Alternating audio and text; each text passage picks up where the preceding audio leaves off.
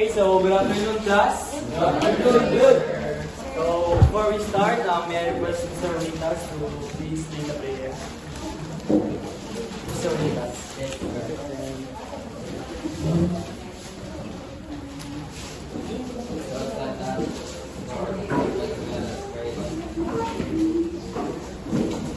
Okay, so let's have a short review.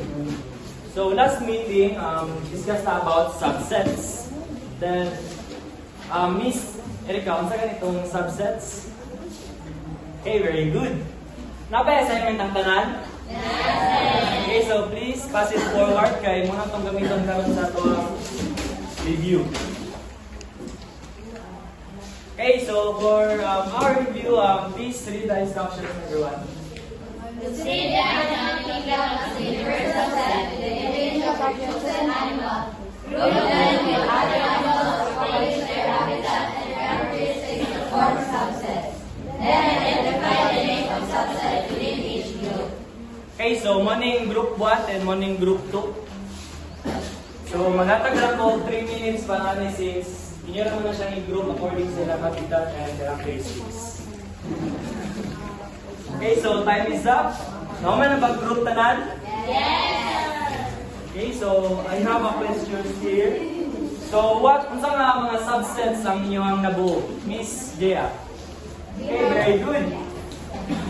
And why are these sets considered subsets? Mr. Oringin. Okay, very good. Okay, so based on your group sets, which set has more elements and which has fewer? Miss Tad. Okay, thank you. And for number 2, how did you determine the number of elements in each set? Mr. Golteo. Okay, very good. So before we proceed to our lesson proper, let me introduce to you the objective. So at the end of the lesson, the learners will be able to. So please read their one. Classify sets as assignment or inventory. 1. The importance of determining the cardinality of sets in organizing. Determine the cardinality of a given set. Okay, thank you guys. So let's have another activity. So same group lang yapon, diri ang group 1 and diri ang group 2. So natay 3 sets diri. So for instructions guys, please pagibasa ko. List elements of a given set clearly. Observe the elements and answer the following question. Okay, thank you. So maghatag ko 10 minutes para ning activity.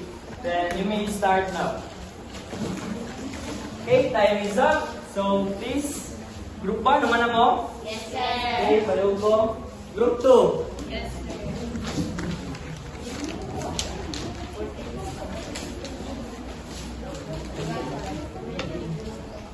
Okay, so based on your activity, which sets were easy to list and why? Mr. Claro.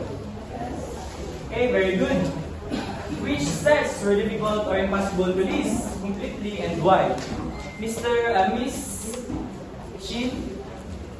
Okay, thank you. And for the last question, how did you determine if a set has few or more elements? Mr. Rivas. Okay, thank you. Okay, so for our lesson for this afternoon is cardinality of a set. So when we say cardinality of a set, so please read everyone. Cardinality refers to the number of elements in a set. The cardinality of a set is denoted by. Okay, thank you. So when we say cardinality of a set, it refers to the number of elements in a given set. Then the cardinality of a set is denoted by these two symbols. So depende na sa inyo kung sa inyong gamiton. Then pariharap na sila. So natay mga example today, find the cardinality of each set below. So for number 1, we have set K. We have an element 1, 2, 3, 4, and 5. So when, since ang ginapangitan nato is cardinality of each set, so the number of elements, so we simply count the elements of the set K. So we have here 1, 2, 3, 4, 5. So the cardinality of set K is equal to 5. So for number 2, we have set B. So pila ka both elements ato ang set B? Okay, very good. So we have the cardinality of set B is equal to 3. And for number 3, we have set P. So since we have only one element, so we have here the cardinality of set P is equal to 1. And we have two classifications of cardinality of a set. We have finite set and infinite set. So please read everyone. A set contains a countable number of elements. Example, M equals Sab. Dungan. 1, 2, 3, start. A set contains a countable number of elements. Example, M equals Cardinality of a set M is equal to 5. Okay, so for infinite set, a set contains a countable or infinite number of elements. okay, so when we say finite set, it is a set contains a countable number of elements. So maihap ra nato siya. And when we say infinite set, it contains uncountable or infinite elements. So wala ta kabalo kung kanusta siya mag-end. For example, palian eh. Wala siya boundary, wala ta kabalo kung kanusta siya mag-end. And for finite set, maihap ra nato ang element nga nasa sulod sa set. So na tayo mga examples dali. We have number 1, set T is equal to 1, 2, 3, 4, up to 100. So therefore, the cardinality of set T is equal to 100. So kaning number 1, finite set ni or infinite set? Finite set. Since naman tayo kanang boundary nga makita na tama na siya sa 100. Then for number 2, set M is the set of odd numbers between 1 and 3. So ang set M daw is kanang set siya sa mga odd numbers nga between sa 1 and 3. So may mga odd numbers nga between 1 and 3, di ba wala? So therefore, the cardinality of set M is equal to 0 or an empty set. And for number 3, set E is an even numbers less than 100. So may mga even numbers nga less than sa 10 yan. So we have 2, 4, 6, and 8. So we have 4 elements. So therefore, the cardinality of set N is equal to 4.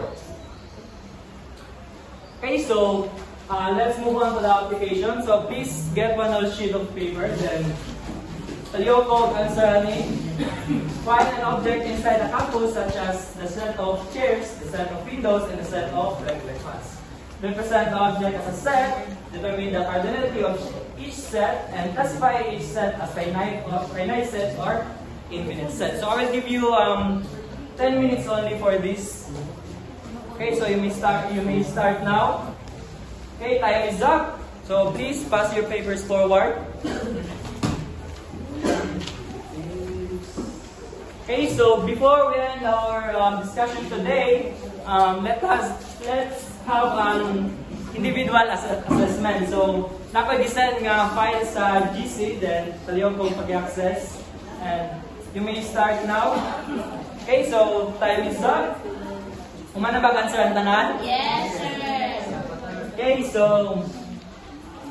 for your assignment, please take a picture of this one and taliw kong send sa tong GC para maka-answer ko lang wala karon. Okay, thank you. So I think that's all for today. I hope you learned something, guys, and thank you for your cooperation. Have a good day.